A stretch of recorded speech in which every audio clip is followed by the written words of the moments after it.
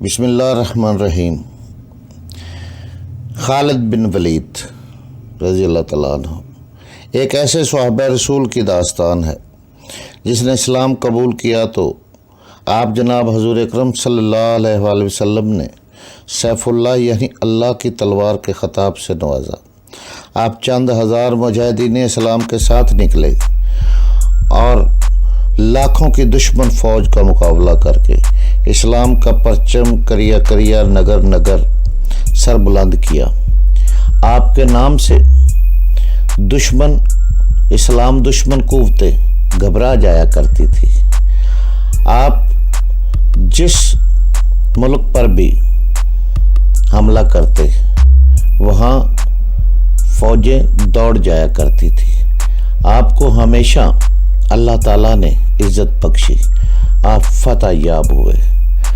आपका नाम हमेशा सुनहरी हरूफों में लिखा गया। तो आइए चलते हैं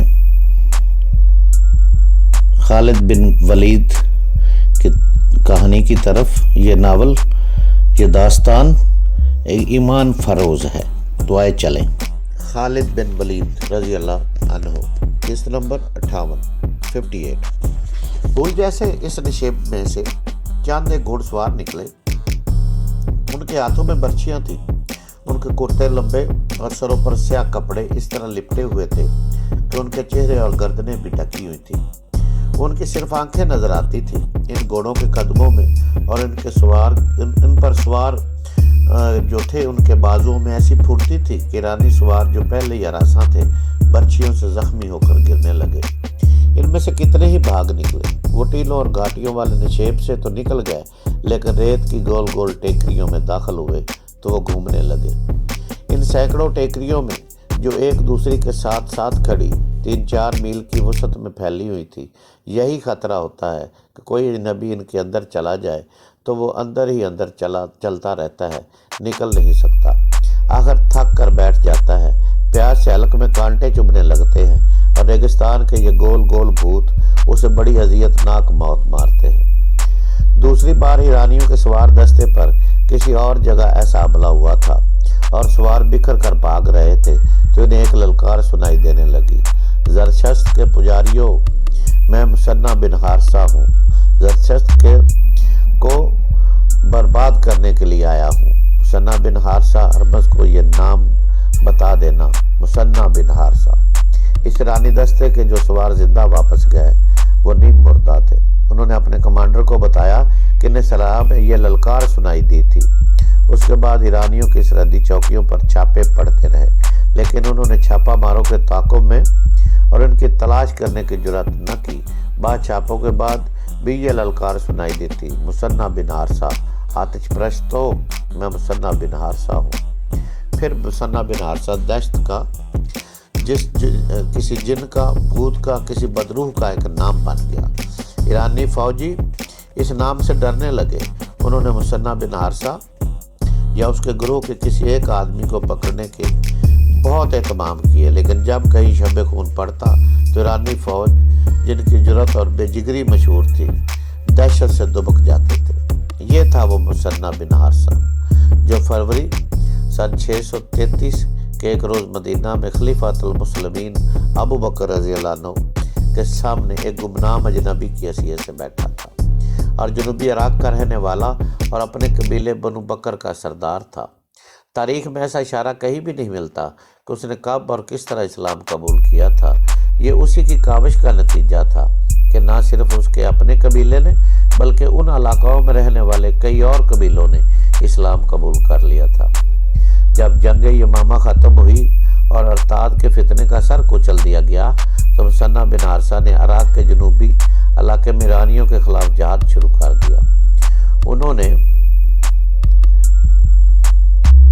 इन मुसलमानों में से जो ईरानी बादशाही की रियाया थे एक ग्रोह बनाया और ईरानी फौज की सरहदी चौकियों पर शबखून मारने शुरू कर दिए। इनके शबखून इस कदर अचानक और तेज़ होते थे कि चौकी वालों को संभलने का मौका नहीं मिलता था और मुसन्ना का ग्रोह सफाया करके गायब हो जाता था। उन्होंने बड़े ही दुश्वार गुजार सरहा में अपना डेरा बना लिया था। جسے انہوں نے مال غنیمت سے بھر دیا تھا۔ پھر انہوں نے ان بستیوں پر بھی شب خون مارنے شروع کر دیے جہاں صرف ایرانی رہتے تھے۔ مسنہ نے سرحد پر ایرانی فوج کے بے بس اور مجبور کر دیا تھا۔ ایرانی فوج کے کئی سینئر کمانڈر مسنہ کے ہاتھوں مارے گئے تھے۔ مسنہ بن حارثہ نے دوسرا کام یہ کیا کہ عراق کے جنوبی علاقے میں جو مسلمان ظلم و ستم میں زندگی گزار رہے تھے، انہیں اس نے اپنے زمین دوز اثر میں لے کر متحد رکھا ہوا تھا۔ ان کا ایک گروہ تو شب خون مارنے کا کام کرتا تھا اور ایک گروہ بستیوں میں رہ کر مسلمانوں کو اتحاد کی لڑی میں پروئے رکھتا اور انہیں بتاتا رہتا تھا کہ باہر کیا ہو رہا ہے۔ مسلمان اپنے چھاپا ماروں کی کامیابیاں دیکھ رہے تھے، وہ مطمئن تھے۔ یہ تھی وہ خدائی مدد جس کے انتظار میں وہ ایرانیوں کا ظلم و ستم سہ رہے تھے۔ وہ اپنا مذہب نہیں چھوڑ رہے تھے، ورنہ مظالم سے بچنے کا ان کے سامنے بڑا سہل طریقہ تھا کہ اسلام سے منحرف ہو کر آتش پرست ہو جاتے۔ خدام نے زہرا سے کہا تھا کہ وہ 3-4 دنوں کے لیے غائب ہو جائے گا۔ وہ غائب ہو کر چھاپا ماروں کے اڈے پر چلا گیا تھا اور انہیں ایرانی کماندار سمر کے متعلق بتایا تھا کہ اس کی چوکی تک چھاپا ماروں کی رہنمائی اسی نے کی تھی۔ چوکی پر حملہ پوری طرح کامیاب رہا۔ اس کے فوراً بعد خدام اپنے گھر آ گیا تھا۔ مسنہ بن حارثہ نے امیر المومنین ابو بکر رضی اللہ عنہ کو تفصیل سے بتایا کہ انہوں نے خلیج فارس کے ساحل کے ساتھ ساتھ ان عراق کے جنوبی علاقوں میں کس طرح عربی مسلمانوں کے قبیلوں کو اپنے اثر میں لیا اور انہیں اسلام پر قائم رکھ کر انہیں زمین دوز محاذ پر جمع کیا ہے۔ تجھ پر اللہ کی رحمت ہو ابن حارثہ، خلیفہ نے کہا۔ اگر یہ مشورہ تو دینے آیا ہے کہ میں ایرانیوں پر فوج کشی کروں تو مجھے سوچنا پڑے گا۔ کیا تو نے دیکھا نہیں کہ ایرانیوں کی فوج کی تعداد کتنی زیادہ ہے اور ان کے وسائل و ذرائع کتنے وسیع اور لامحدود ہیں؟ ہم اپنے وطن سے اتنی دور قلیل تعداد میں بغیر وسائل کے کثیر تعداد اور طاقتور فوج کے مقابلے کے قابل نہیں ہوئے، لیکن میں نے سلطنت فارس کو نظر انداز بھی نہیں کیا۔ امیر المومنین مسنہ نے اپنے سینے پر ہاتھ رکھ کر کہا، اگر ایک آدمی اتنی بڑی ملک کی فوج کے ساتھ ٹکر لے سکتا ہے اور ان پر مسلمانوں کے عسکری جذبے کی طاق بٹھا سکتا ہے تو میں اپنے اللہ کے بھروسے پر کہتا ہوں کہ ایک منظم فوج بہت کچھ کر سکتی ہے۔ میں اس آتش پرست سلطنت کی اندرونی خفیت دیکھ آیا ہوں۔ شاہی خاندان تخت و تاج کی خاطر آپس میں دست و گریباں ہو رہا ہے۔ آپ جانتے ہیں کہ شہنشاہ ہرقل فارسیوں کو میوں کو اور سجروں میں بہت بری شکست دے چکا ہے۔ ان کی فوجیں آتش پرست فارسیوں کے دارالحکومت مدائن کے دروازوں تک پہنچ گئی تھی۔ ان کے بعد فارسی ایرانی سنبھل نہ سکے۔ اگر ان کی عیش پرستی کو دیکھا جائے تو وہ سنبھلے ہوئے لگتے ہیں، لیکن ان میں اب بادشاہی کے تاج پر رسا کشی ہو رہی ہے۔ یمن ان کے ہاتھ سے نکل گیا ہے اور وہاں کے حاکم بازار نے اسلام قبول کر لیا ہے۔ ان کی رعایا ان کی زنجیریں توڑنا چاہتی ہے۔ ان کی محکومی میں ان کے جنوبی علاقوں کے مسلمان میرے اشارے کے اور مدینہ کی فوج کے منتظر ہیں۔ تجھ پر رحمت ہو مسنہ، امیر المومنین نے کہا۔ لاریب تیری باتیں میرے دل میں اتر رہی ہیں۔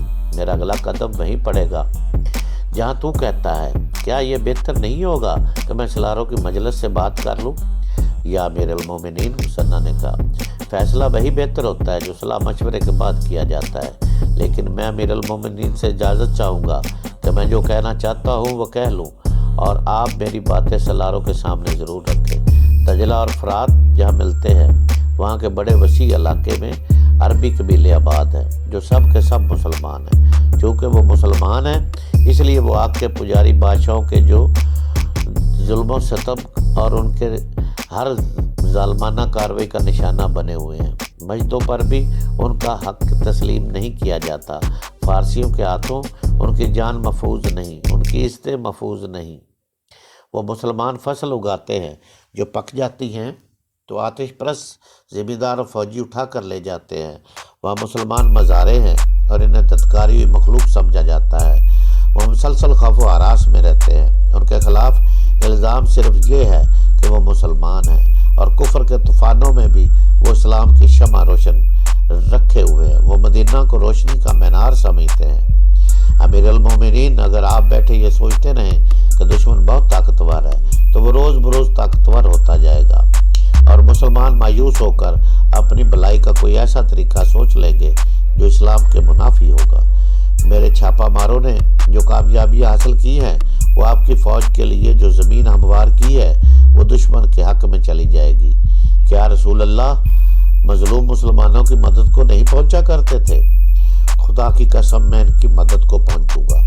خلیفہ ابوبکر رضی اللہ عنہ نے کہا، میں اپنے پاس بیٹھے ہوئے ایک سالار سے پوچھتا ہوں، ولید کا بیٹا خالد رضی اللہ عنہ کہاں ہے؟ یمامہ میں آپ کے اگلے حکم کا انتظار کر رہا ہے امیر المومنین، انہیں جواب ملا۔ کوئی تیز رفتار قاصد بھیجو اور اسے پیغام بھیجو کہ جلدی مدینہ پہنچے۔ خلیفہ ابوبکر رضی اللہ عنہ نے کہا، فارس کی بادشاہی سے ہم اللہ کی تلوار کے بغیر ٹکر نہیں لے سکتے۔ خلیفہ مسنہ سے مخاطب ہوئے، اور تم مسنہ واپس جاؤ اور عرب قبیلوں کے جس قدر لڑنے والے آدمی اکٹھے کر سکتے ہو کر لو۔ اب تمہیں کھلی جنگ لڑنی پڑے گی، جو تم شب خون اور چھاپوں کے انداز سے بھی لڑ سکتے ہو، لیکن اپنے فیصلوں میں تم آزاد نہیں ہوگے۔ خالد رضی اللہ عنہ سالار اعلیٰ ہوگا، تم اس کے فیصلوں کے پابند ہوگے۔ تسلیم امیر المومنین، مسنہ بن عرصہ نے کہا، ایک عرض اور ہے، اس علاقے میں جو عرب قبیلے ہیں وہ سب کے سب مسلمان نہیں، ان میں عیسائی بھی ہیں اور دوسرے عقیدوں کے لوگ بھی، وہ سب آتش پرستوں کے خلاف ہے۔ فارس کے آتش پرست ان کے ساتھ بھی وہی سلوک کرتے ہیں جو مسلمانوں کے ساتھ کر رہے ہیں۔ اگر اللہ تعالیٰ نے ہمیں فتح عطا فرمائی تو غیر مسلم عربوں کے ساتھ ایسا ہی سلوک ہونا چاہیے جیسا وہاں کے عرب مسلمانوں کے ساتھ ہوگا۔ ایسے ہی ہوگا، امیر المومنین نے کہا۔ جنہوں نے اسلام کے خلاف کچھ نہیں کیا، اسلام ان کی پریشانی کا باعث نہیں بنے گا، تم آج ہی روانہ ہو جاؤ۔ خالد رضی اللہ عنہ جس وقت یمامہ میں تھے، ان کی دونوں نئی بیویاں لیلا تمیمہ بنت مجاح ان کے ساتھ تھی۔ امیر المومنین کا پیغام ملتے ہی خالد رضی اللہ عنہ یمامہ سے روانہ ہوئے اور مدینہ پہنچ گئے۔ کیا مسنہ بن عرصہ کا نام تم نے کبھی سنا ہے؟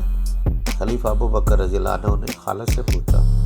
سنا ہے، خالد رضی اللہ عنہ نے جواب دیا، اور یہ بھی سنا ہے کہ پارسیوں کے خلاف اس نے ذاتی قسم کی جنگ شروع کر رکھی ہے، لیکن مجھے یہ معلوم نہیں کہ اس کی ذاتی جنگ ذاتی مفاد کے لیے ہے یا وہ اسلام کی خاطر لڑ رہا ہے۔ وہ یہاں آیا تھا، امیر المومنین نے کہا، جہاد اس نے شروع کر رکھا ہے، اس میں اس کی کا کوئی ذاتی مفاد نہیں ہے۔ میں نے اس لیے تمہیں بلایا ہے کہ تم سے مشورہ کرو کہ مسنہ ہم سے جو مدد مانگتا ہے وہ اسے دی جائے یا اس وقت کا انتظار کیا جائے جب ہم فارسیوں کی اتنی بڑی قوت کے خلاف لڑنے کے قابل ہو جائیں۔ وہ کس قسم کی جنگ لڑ رہا ہے؟ خالد رضی اللہ عنہ نے پوچھا۔ امیر المومنین ابوبکر رضی اللہ عنہ نے خالد رضی اللہ عنہ کو پوری تفصیل سے بتایا کہ مسنہ شب خون کی نوعیت کی جنگ لڑ رہا ہے اور اس وقت تک وہ کتنی کامیابیاں حاصل کر چکا ہے۔ اس کی سب سے بڑی کامیابی تو یہ ہے، خالد رضی اللہ عنہ نے کہا۔ خلیفہ نے کہا کہ اس کی سب سے بڑی کامیابی تو یہ ہے خلیفہ نے کہا کہ اس نے زرتشتوں کے محکوم مسلمانوں کو متحد رکھا ہوا ہے اور ان میں ایسا جذبہ پیدا کیا ہے کہ انہوں نے زرتشتوں کے ظلم و ستم میں اپنے بہنوں بیٹیوں اور بے اسلام کو زندہ رکھا ہوا ہے۔ اہل ابلا اور عراق کے دوسرے علاقوں میں جہاں مسلمان آباد ہیں، وہ فارسیوں کو غیر انسانی تشدد کا نشانہ بنے ہوئے ہیں۔ ان حالات میں اپنے عقیدے کو سینے سے لگائے رکھنا بے معنی سا بن جاتا ہے۔ وہ مسلمان صرف اتنا کہہ دیں کہ اسلام اور مدینہ کے ساتھ ان کا کوئی تعلق نہیں، تو ان کے سارے مصائب ختم ہو جائیں گے۔ یہ مسنہ اور اس کے چند ایک ساتھیوں کا کمال ہے، جنہوں نے ان حالات میں بھی وہاں کے مسلمانوں کو اسلام سے منحرف نہیں ہونے دیا۔ اس کے علاوہ انہیں اپنے عقیدے کا اتنا پکا بنا رکھا ہے کہ وہ زرتشتوں کے خلاف زمین دوز کارروائیوں میں مصروف رہتے ہیں۔ امیر المومنین خالد رضی اللہ عنہ نے کہا، مسنہ نے کچھ کیا ہے یا نہیں کیا۔ مسلمان کی حیثیت سے ہم پہ فرض ہے، عائد ہوتا ہے کہ جو مسلمان غیر مسلموں کے ظلم و ستم کا نشانہ بنے ہوئے ہوں ان کی مدد کو پہنچے۔ کیا تم یہ مشورہ دیتے ہو کہ ہمیں ایرانیوں سے ٹکر لینی چاہیے؟ خلیفہ نے پوچھا۔ ہاں امیر المومنین، خالد رضی اللہ عنہ نے کہا، ٹکر کیوں نہ لی جائے؟ یہاں تو صورتحال کچھ اور ہے۔ جیسا کہ آپ نے بتایا ہے کہ مسنہ نے وہاں کچھ کامیابیاں حاصل کر لی ہیں اور اس نے ہمارے حملے کے لیے راہ ہموار کر دی ہے۔ شب خون اور چھاپے مارنے والے اتنا ہی کر سکتے ہیں جتنا مسنہ نے کیا ہے۔ وہ کسی علاقے پر قبضہ نہیں کر سکتے۔ قبضہ کرنا منظم لشکر کا کام ہے۔ یہ کام ہمیں ہر قیمت پر کرنا چاہیے۔ اگر ہم نے مسنہ کی کامیابیوں کو آگے نہ بڑھایا تو اس کے دو نقصان ہوں گے۔ ایک یہ کہ یہ کامیابیاں ضائع ہو جائیں گی، دوسرا یہ کہ آتش پرست مسنہ اور تمام مسلمانوں سے بہت برا انتقام لیں گے۔ اس کے علاوہ فارسی دلیر ہو جائیں گے۔ جیسا کہ مسنہ نے آپ کو بتایا ہے کہ اس نے ایرانیوں کو اس قدر نقصان پہنچایا ہے کہ ان کے حوصلے مجروح ہو گئے ہیں۔ اگر انہیں دم لینے کا موقع دے دیا گیا تو وہ اپنے محکوم مسلمانوں کو قتل کریں گے اور اس خطرے کو ختم کر کے وہ اس سرحدی علاقے کو پہلے سے زیادہ مضبوط کر لیں گے اور اپنے علاقوں کو محفوظ کرنے کے لیے وہ اپنی سرحدوں کے باہر کے علاقوں پر بھی قابض ہو سکتے ہیں۔ اس خطرے سے محفوظ رہنے کی یہی ایک صورت ہے کہ ہم مسنہ کی مدد کو پہنچے اور پیشتر اس کے کہ زرتشت ہماری طرف بڑھے، ہم انہیں ان کے اپنے علاقے میں بھی پیچھے ہٹنے پر مجبور کر دیں۔